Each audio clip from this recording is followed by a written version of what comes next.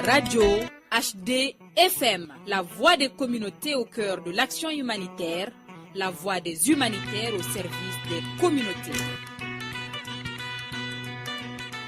Bonjour à toutes et à tous et bienvenue dans cette nouvelle édition de votre journal sur la radio Humanité et Développement HDFM, les titres. À Bamako, les déplacés de Faladje et de Mabilé face à une urgence humanitaire grandissante dans un contexte de financement limité. Célébration de la Journée internationale de l'alphabétisation 2025, le Premier ministre appelle à faire du numérique un levier pour bâtir une société inclusive et durable. Les détails dans un instant. Ce sont nos titres. Bienvenue à tous. La radio HD FM. La situation des déplacés internes à Bamako devient chaque jour plus préoccupante. Sur les sites de Faladje et de Mabilé, des centaines de familles vivent dans une extrême vulnérabilité aggravée par la rareté des financements humanitaires et la rigueur de l'hivernage. Face à cette réalité, responsables et gestionnaires des sites multiplient les alertes et lancent un appel pressant à la solidarité nationale et internationale pour renforcer l'aide et préserver la dignité de ces familles. Un reportage signé par notre journaliste Yeya Boré. La situation des déplacés internes installés sur les sites de Faladje et de Mabilé devient chaque jour plus préoccupante. Alors que les financements humanitaires se raréfient, les besoins, eux, ne cessent de croître, surtout en cette période hivernale où les familles vivent dans une grande vulnérabilité. À Faladje, le représentant du développement social, M. Modibo Keïta, rappelle le rôle essentiel des services sociaux dans l'accompagnement des déplacés, tout en alertant sur les défis persistants qui fragilisent leur quotidien. Pour un début, nous sommes le représentant de l'État sur les sites.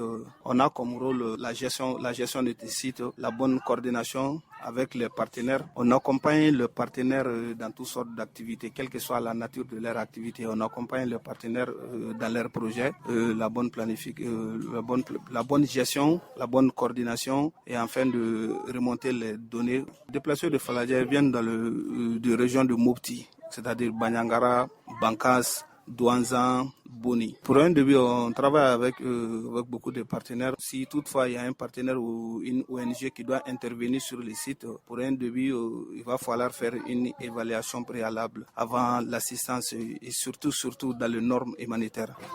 Bon, pour un début, on a été vraiment touché concernant l'arrêt de financement USAID. Pour un début, avec les PD, tout le monde en sait déjà. Avec les PD, il y a la famine et puis surtout côté abri, il y a vraiment des difficultés. Donc, ce que je peux faire, c'est de faire appel à ces acteurs-là de nous venir en aide. Franchement, parce que même on a beaucoup de collègues qui ont été remerciés par manque de financement. Et pourtant, il y a beaucoup de déplacés il y a beaucoup de sites qui doivent être gérés dans les normes humanitaires.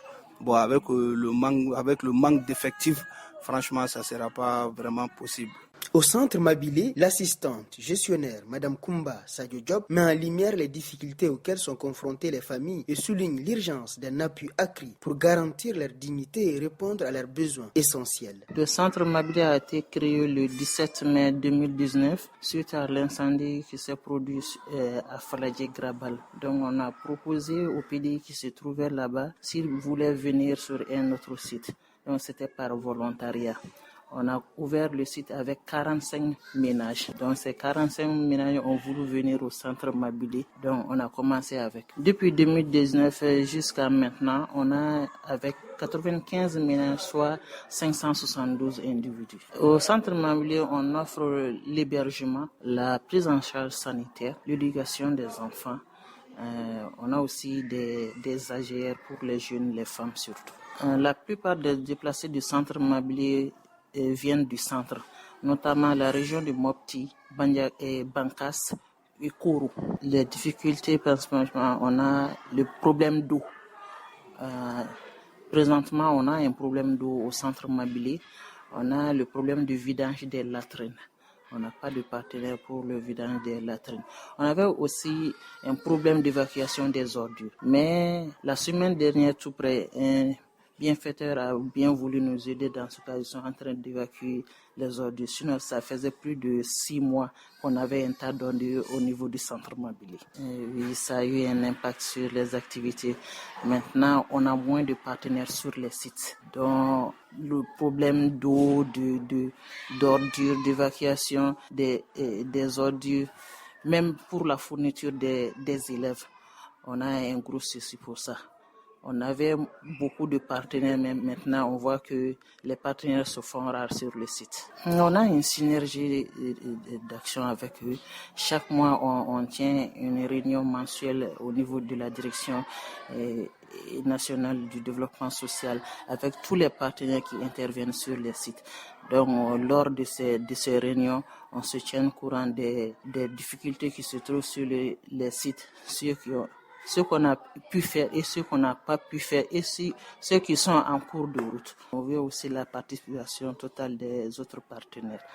Enfin, le gestionnaire des sites de déplacés de Bamako et de ses environs, M. Tchemogo Traoré, appelle à la solidarité nationale et internationale. Il propose des mesures concrètes pour améliorer les conditions de vie des déplacés et leur offrir des perspectives plus stables. L'État et ses partenaires font ce qu'ils peuvent pour le bien-être de ces personnes déplacées. Certes, si on se déplace de sa propre localité à une autre localité, il y a des difficultés.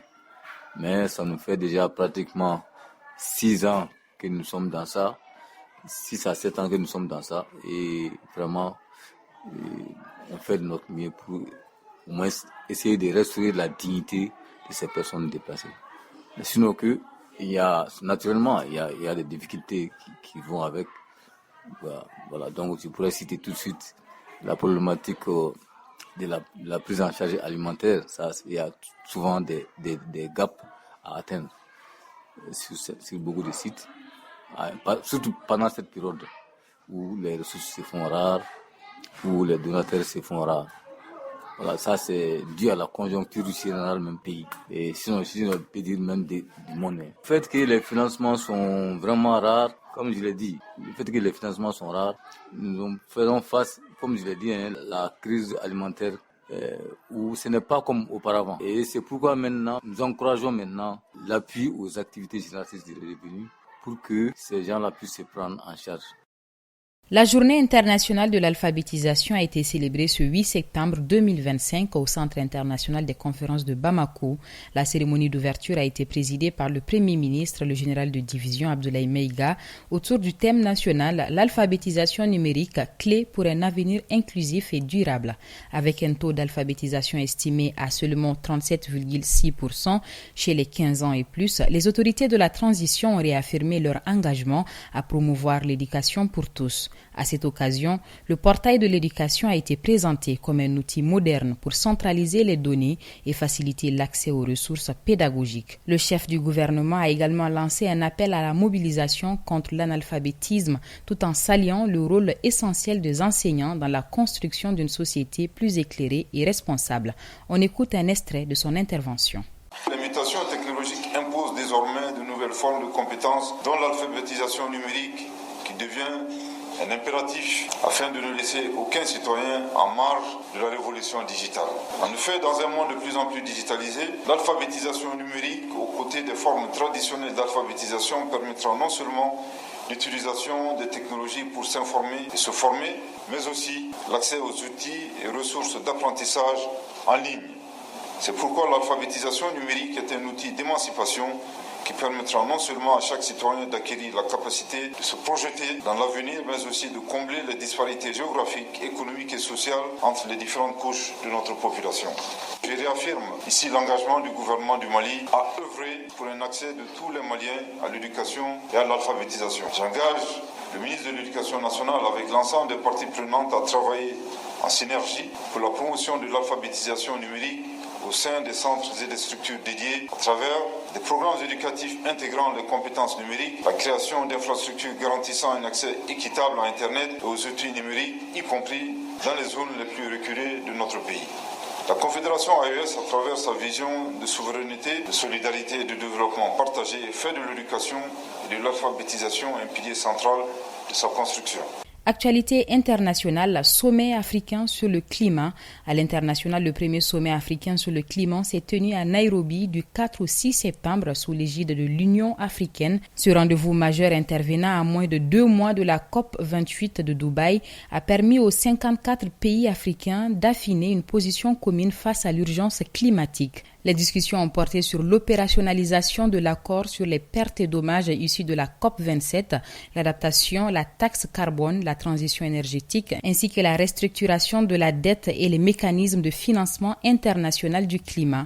Le sommet a abouti à l'adoption de la déclaration de Nairobi qui réaffirme l'unité du continent dans la lutte contre les changements climatiques et fixe ses priorités pour la prochaine COP. C'est tout pour cette édition. Merci de votre fidélité à la radio Humanité et Développement HDFM. Cette édition vous a été présentée par Bibata Mamotouré. La mise en onde est assurée par Salim Djouara. Bonne suite de programme et à bientôt. La radio HDFM, la voix des communautés au cœur de l'action humanitaire, la voix des humanitaires au service des communautés.